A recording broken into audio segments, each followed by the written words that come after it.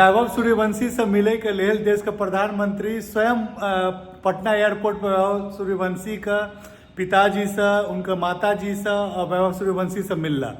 ई सोचियो कते बड़का बात है। एते कम उम्र में ई बंदा 14 साल 15 साल के उम्र में IPL में डेब्यू करे छे।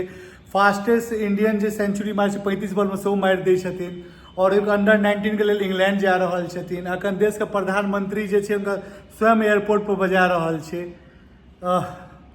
किस्मत एकरा किस्मत नहीं कह सकै छी। एते कम उम्र में एते हार्ड वर्क से तक जल्दी आउटपुट निकलना बहुत कम, बहुत भाग्यशालियों छे वैभव सूर्यवंशी। ई बात मानव पड़त।